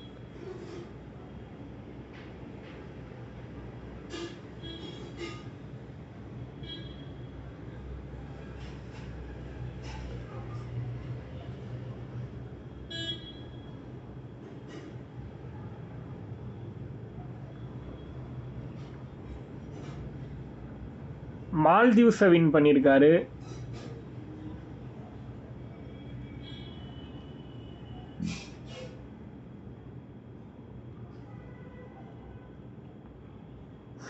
இவர் தான் வந்து ரொம்ப ஃபேமஸான பர்சன் சோலாஸில். லேட்டர் சோலாஸில் ரொம்ப ஃபேமஸான பர்சன்னா முதலாம் ராஜராஜ சோழன். ராஜராஜா சோழன் 1.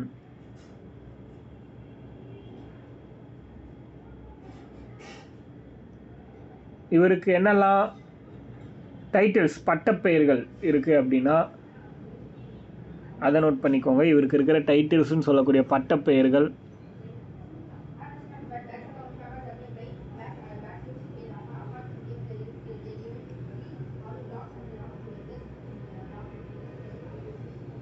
இவருக்கு என்னெல்லாம் பட்டப்பெயர்கள் இருக்குது அப்படின்னா மும்முடி சோழன், ரொம்ப முக்கியமான பேர் மும்முடி சோழன்.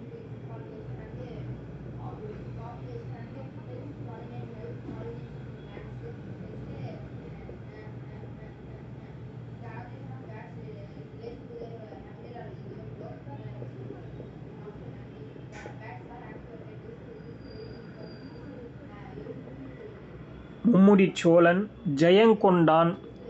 மும்முடிச்சோழன், அதுக்கு அடுத்து வந்து பார்த்திங்கன்னா ஜெயங்கொண்டான்.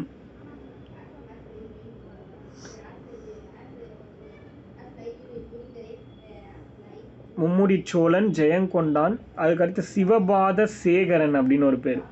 சிவபாத சேகரன்.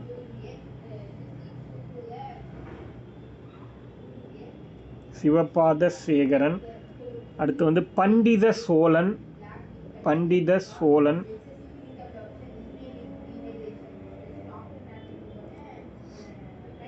பண்டித சோழன்.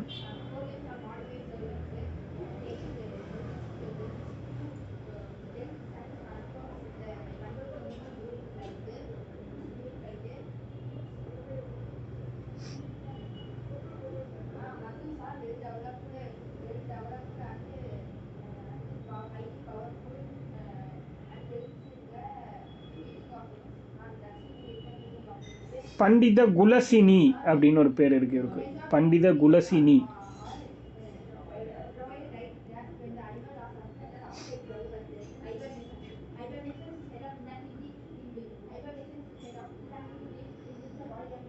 பண்டித குலசினி.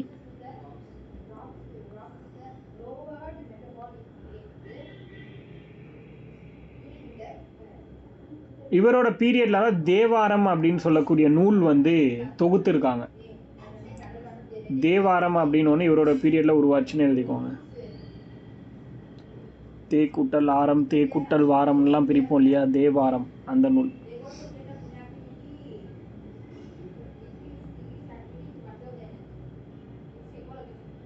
அதுக்கடுத்து இவர் வந்து 1014 வருஷத்தில் இறந்தும் போயிடுறாரு. 1014 வருஷம் இறந்து போயிடுறாரு. 1014, 1014 வருடம் இறந்து போயிடுறாரு.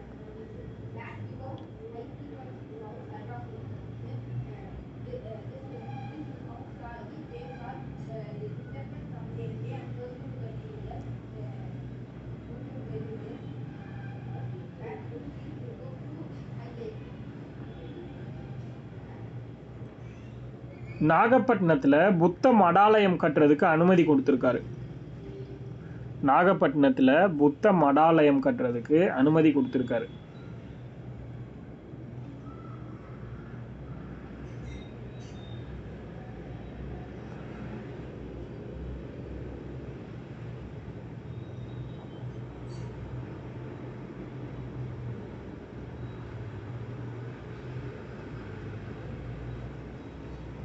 அதுக்கடுத்து ராஜேந்திரவர்மா, ராஜேந்திரன், முதலாம் ராஜேந்திரன். அடுத்தது அவரோட பையன் முதலாம் ராஜேந்திர சோழன்.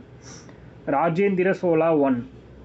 இவர் வந்து ராஜராஜன். அடுத்து அவரோட பையன் ராஜேந்திரன். ராஜேந்திர சோழன் 1. ராஜேந்திர சோழா 1.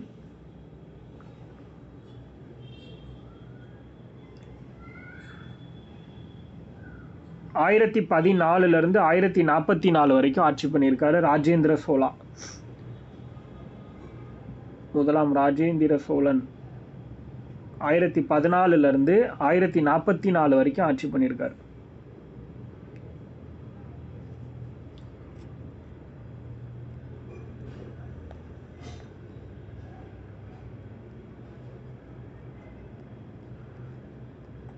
இவரை பற்றி நீங்கள் தெரிஞ்சுக்கணும் அப்படின்னா 2 செப்பேடுகளில் இவரை பற்றி சொல்லியிருக்காங்க.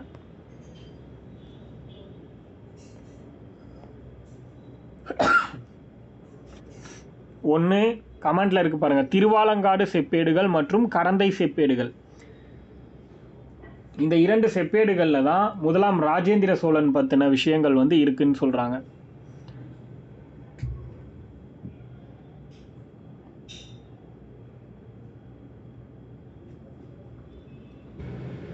அதுக்கடுத்து இவரோட காலத்தில் தான் சோலாஸ் எம்பையரோடைய புகழ் வந்து மிக உயர்ந்த நிலையில் இருந்துச்சுன்னு சொல்கிறாங்க. கேட்கலாம், யாரோட காலத்தில் சோலாஸ் எம்பையர், சோழர்களுடைய புகழ் வந்து உச்ச நிலையில் இருந்துச்சு அப்படின்னா அது ராஜேந்திர சோழனோட காலத்தில்ன்றது எழுதணும். ராஜேந்திர சோழனுடைய காலத்தில் தான் சோழர்களுடைய ஆட்சிங்கிறது மிக உச்ச நிலையில் இருந்துச்சுன்னு சொல்கிறாங்க.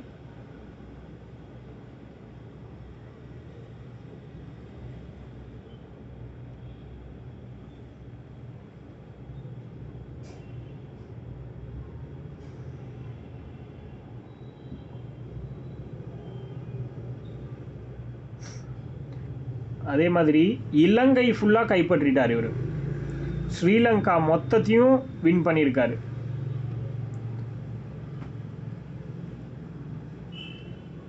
ஸ்ரீலங்கா மொத்தத்தையும் வின் பண்ணியிருக்காரு. Captured whole Sri Lanka.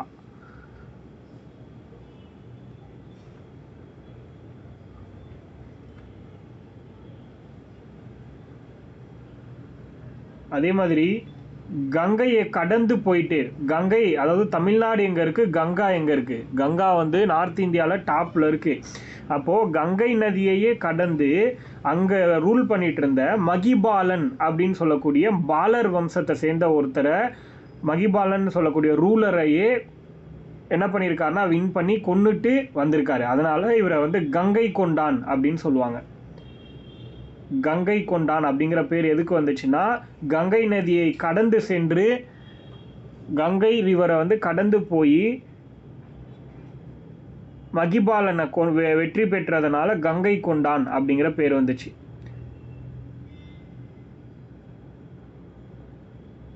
He crossed Ganga and defeated Bala ruler Magibala.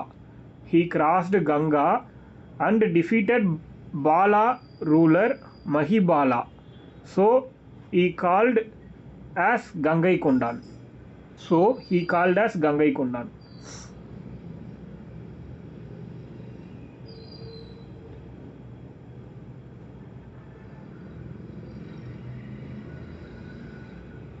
ஏன் கங்கை கொண்டான்ங்கிற பேர் வந்துச்சுன்னு தெரிஞ்சுக்கோங்க. கங்கையை கடந்து போய் அந்த பால வம்சத்துடைய அரசனான மகிபாலனையே வந்து தோற்கடிச்சிட்டு வந்ததுனால இவருக்கு அந்த பேர் கொடுத்துருக்காங்க. அதே மாதிரி கடாரம் கொண்டான்னு ஒரு பேர் இருக்குது இவருக்கு. ஏன் கடாரம் கொண்டான் அப்படிங்கிற பேர் வந்துச்சுன்னா, பர்மா இப்போ இருக்கிற மியான்மர் இருக்கு இல்லையா, அந்த நாட்டை போயிட்டு வெற்றி பெற்று வந்திருக்காரு. பர்மாவுடைய ஒரு பார்ட்டு, லைக் பர்மாங்கிற ஒரு நாட்டை வெற்றி பெற்றதுனால கடாரம் கொண்டான் அப்படிங்கிற பேர் வந்துச்சு இவருக்கு.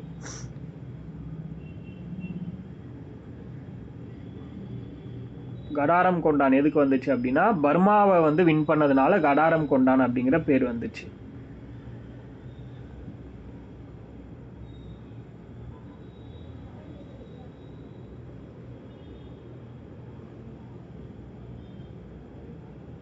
அதுக்கடுத்து பார்த்தீங்கன்னா, கங்கை கொண்ட சோழபுரம் அப்படின்னு கங்கை கொண்ட சோழபுரம் அப்படின்னு ஒரு ஊரையும் அங்கே ஒரு கோயிலையும் உருவாக்கியிருக்காரு.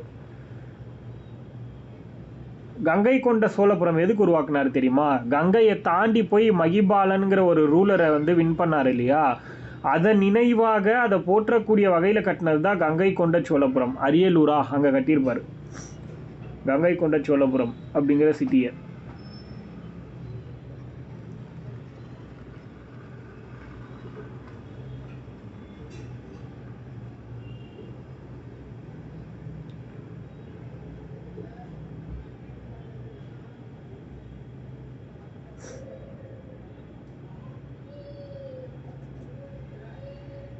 அதுக்கடுத்து வந்து பார்த்தீங்கன்னா, சோழகங்கா அப்படின்னு ஒரு ஏரியும் கட்டுறாரு. ஒரு சோழகங்கா அப்படின்னு சொல்லக்கூடிய ஒரு லேக். He built சோழகங்கா lakh. சோழகங்காங்கிற ஒரு ஏரி கட்டியிருக்காரு. அப்போ நீர்ப்பாசனத்துக்கு இம்பார்ட்டன்ஸ் கொடுத்துருக்காருன்னு அர்த்தம்.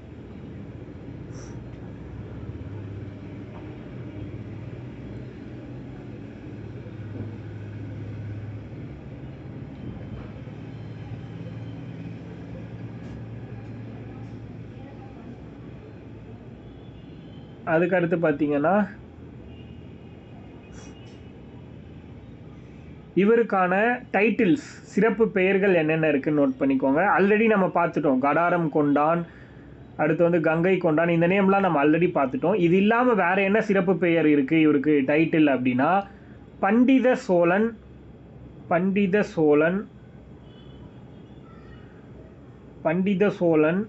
முடி கொண்டான். இந்த 2 பேர் இருக்கு. பண்டித சோழன், முடி கொண்டான். பண்டித சோழன் முடிகொண்டான்.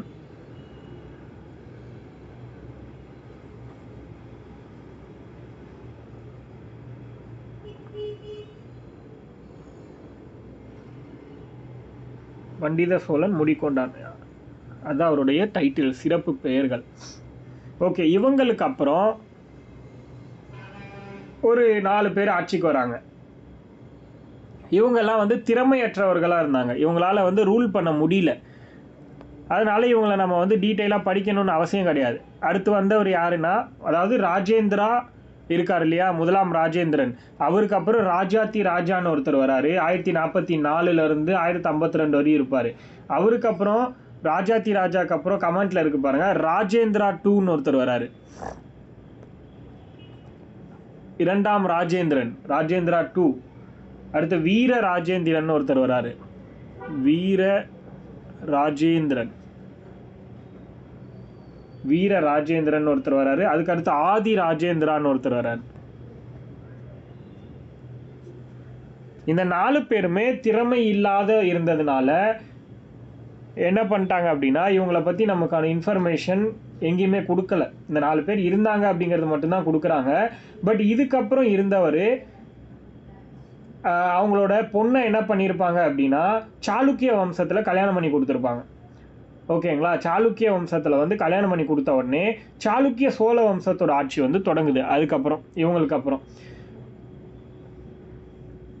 அவங்க தான் வந்து குலோத்துங்க சோழன் அப்படின்னு நம்ம சொல்லுவோம்.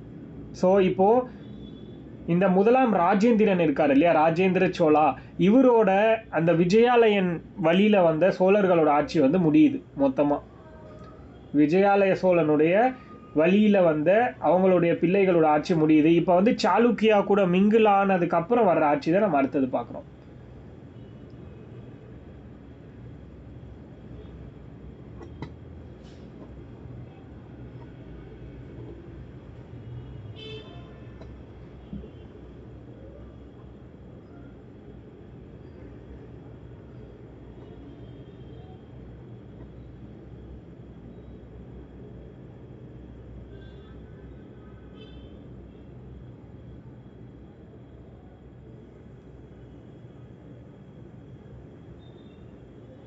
ஓகேவா, அடுத்தது சோழர்களுடைய கடைசியாக இருந்த ரூலருடைய ஒரு பொண்ணை என்ன பண்ணிட்டாங்கன்னா, சாளுக்கியர்களுடைய பையனுக்கு வந்து திருமணம் பண்ணி கொடுத்துட்டாங்க. ஓகேவா, சாளுக்கியர்களோட பையனுக்கு வந்து திருமணம் பண்ணி கொடுத்ததுனால என்ன ஆயிடுச்சுன்னா, தமிழ்நாட்டில் இதுக்கப்புறத்தில் இருந்து சாளுக்கிய சோழ வம்சம் அப்படிங்கிற அவங்களுடைய ஆட்சி வந்து தொடங்குது. அதுதான் வந்து இவங்களுக்கு அப்புறம் ரூல் பண்ணவர் முதலாம் குலோத்துங்க சோழன். முதலாம் குலோத்துங்க சோழன், குலோத்துங்க சோழா 1. இவரோட பேர் வந்து குலோத்துங்க சோழா 1, முதலாம் குலோத்துங்க சோழன் ஆர் குலோத்துங்க சோழா 1ன்னு சொல்லலாம். இவர்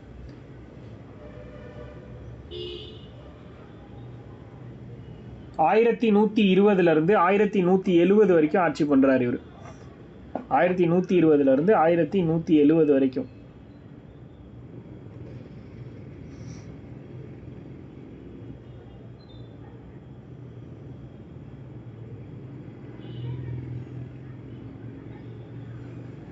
ஸோ இவர் வந்து பார்த்தீங்கன்னா, இவர் தான் வந்து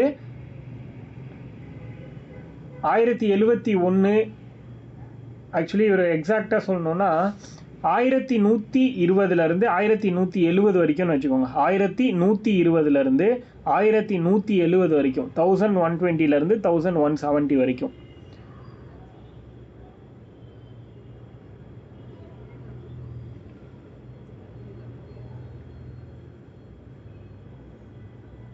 இயர்லாம் இதுக்கு தேவையில்லை, சும்மா வேணால் எழுதிக்கோங்க. ஸோ இந்த குலோத்துங்க சோழன் 1, முதலாம் குலோத்துங்க சோழன்கிறவர் தான் சாளுக்கிய சோழ வம்சத்துடைய ஆட்சியை தொடங்கி வைக்கிறார். சாளுக்கிய சோழ டைனஸ்டியை வந்து ஃபஸ்ட்டு ஆரம்பித்து வச்சது இவர் தான், குலோத்துங்கன் 1. இவர் வந்து இவரை பற்றி மெயினாக தெரிஞ்சுக்க வேண்டியது என்னென்னா, இவர் வந்து நிலத்தை வந்து அளந்து ஒவ்வொருத்தங்களும் இவ்வளோ வரியை கட்டணும், சுங்க வரி கட்டணும் அப்படின்னு சொல்லிட்டாரு. அதனால இவருக்கு வந்து அதாவது நிலத்தை அளந்து சுங்க வரி கட்டிக்கிட்டு இருந்தாங்க. அந்த வரியை கட்ட வேண்டாம் அப்படின்னு சொல்லிட்டு மக்களுக்கு என்ன சொல்கிறது, வரி கட்ட வேண்டாம்னு சொன்னதுனால மக்களுக்கு சந்தோஷம் தானே. அப்படி ஒரு விஷயத்தை கொண்டு வந்ததுனால இவரை வந்து சுங்கம் தவிர்த்த சோழன் அப்படின்னு இது சொல்ல ஆரம்பிச்சிட்டாங்க. சுங்கம் தவிர்த்த சோழன். இவருக்கு வந்து ஒரு பட்டப்பெயர், டைட்டில் என்னென்னா சுங்கம் தவிர்த்த சோழன். குலோத்துங்க சோழா 1க்கு தான் வந்து சுங்கம் தவிர்த்த சோழன் அப்படின்னு பேர் இருக்குது.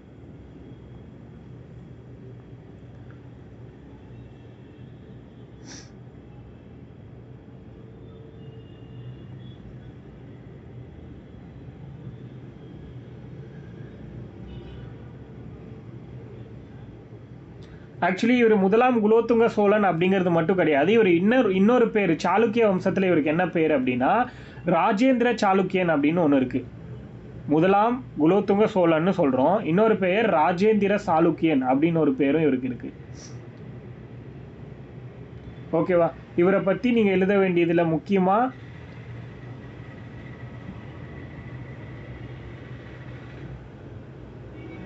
பட்டப்பெயர்களில் சுங்கம் தவிர்த்த சோழன் எழுதியிருப்பீங்க. அதுக்கு அடுத்து வந்து பார்த்தீங்கன்னா இன்னொன்று நிலம் அளந்த பெருமாள். நிலம் அளந்த பெருமாள் அப்படின்னு ஒரு பேர் இருக்கு. நிலம் அளந்த பெருமாள்.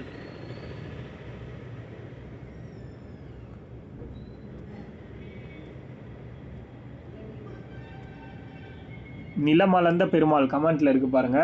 அடுத்து திருநீற்று சோழன்.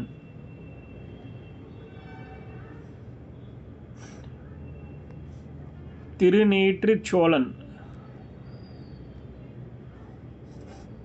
திருநீற்று சோழன். இந்த 3 பெயர்கள் அவருக்கு கொடுத்துருக்காங்க. அதே மாதிரி இவரோட காலத்தில் இவர் சில அறிஞர்கள், புலவர்களை வந்து ஆதரிச்சிருக்கார். சில புலவர்களை வந்து ஆதரிச்சிருக்கார். யாருன்னா ஒட்டக்கூத்தர்,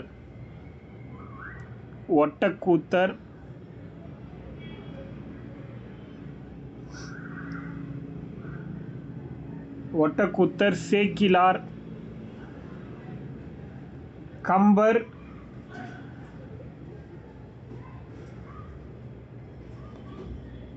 புகழேந்தி புலவர், இவங்களை வந்து ஆதரிச்சிருக்காரு.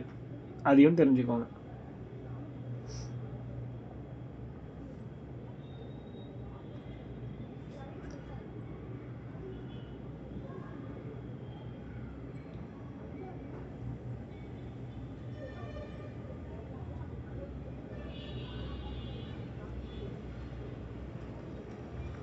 அடுத்து வந்து குலோத்துங்கா 2. இவருக்கு அப்புறம் வந்து குலோத்துங்கா 2, 2ஆம் குலோத்துங்கன்.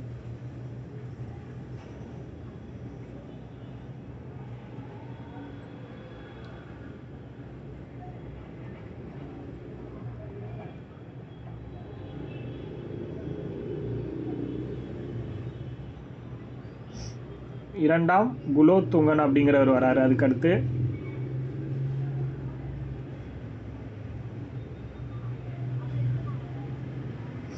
இவருக்கு வந்து வார்லலாம் இன்ட்ரெஸ்டே கிடையாது.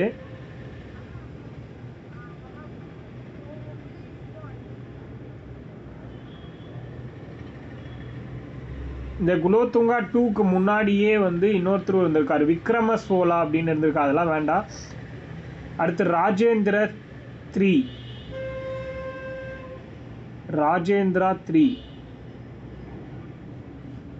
ஒரே நிமிஷம் வருங்க.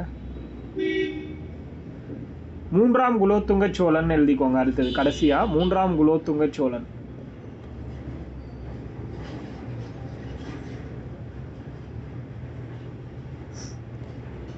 குலோத்துங்கன், குலோத்துங்க சோழா 3.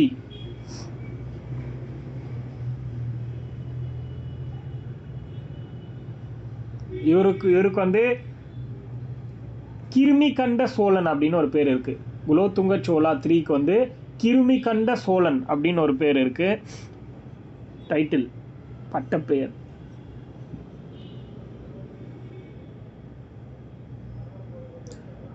கிருமி கண்ட சோழன் அப்படின்னு யாரை சொல்றாங்கன்னா 3ஆம் குலோத்துங்கன்.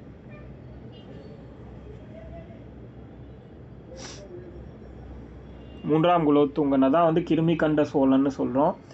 சோழ நாட்டை ஆட்சி பண்ண கடைசி பெஸ்ட் ரூலர் இந்த 3ஆம் குலோத்துங்கன். சோழர்களோட கடைசி பெஸ்ட் ரூலர். நல்லா புரிஞ்சுக்கோங்க, நல்லா நோட் பண்ணிக்கோங்க. கடைசி லாஸ்ட் பெஸ்ட் ரூலர், கடைசி சிறந்த அரசன் வந்து 3ஆம் குலோத்துங்க சோழன். இவர் வந்து மதுரையை வந்து வின் பண்ணி சோழ பாண்டியன்கிற பட்டம் வச்சுக்கிட்டாரு. மதுரையை 1205 வருஷத்தில் வின் பண்ணுறாரு.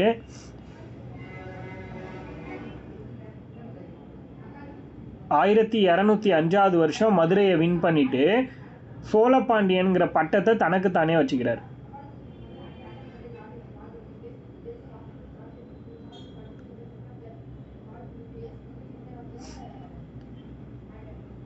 அதுக்கடுத்து பார்த்தீங்கன்னா கடைசி ரூலர், அதாவது பெஸ்ட்டு லாஸ்ட் ரூலர்னா அதாவது குலோத்துங்க சோழா 3ன்னு நமக்கு தெரியும். பட் லாஸ்ட் ரூலர் அப்படின்னா சோழாஸ், அது லேட்டர் சோழாவுடைய லாஸ்ட் ரூலர் அப்படின்னா 3ஆம் ராஜேந்திரன், அதாவது ராஜேந்திரா 3. ஓகேவா? சோழர்களுடைய கடைசி அரசர் யாருன்னா 3ஆம் ராஜேந்திரன். இவரோட சோழ பேரரசுங்கிறது முடிவுக்கு வந்துருச்சு. அதாவது சோழா எம்பையர் வந்து கம்ப்ளீட் ஆகுது இவரோட 3ஆம் ராஜேந்திரன். இவரை டிஃபீட் பண்ணது யாருன்னா பாண்டிய மன்னன் ஜடாவர்ம சுந்தரபாண்டியன் 2. ஜடாவர்மன் சுந்தரபாண்டியன் 2, 2ஆம் ஜடாவர்ம சுந்தரபாண்டியன் அப்படிங்கிறவர் 3ஆம் ராஜேந்திரனை கொன்னுட்டு பாண்டியர்களுடைய ஆட்சியை தொடங்கியிருக்காரு. 2வது தடவை பாண்டியர்களோட ஆட்சி. பாண்டிய மன்னன் 2ஆம் ஜடாவர்மன் சுந்தரபாண்டியன், ஜடாவர்ம சுந்தரபாண்டியன். இவர் தான் கடைசியாக வந்து இருந்த 3ஆம் ராஜேந்திரனை கொன்னுட்டு பாண்டியர்களோட ஆட்சியை 2வது டைம் வந்து தமிழகத்தில் தொடங்கி வச்சிருக்காரு. ஸோ இதோட நம்ம வந்து நாளைக்கு பார்க்கலாம்.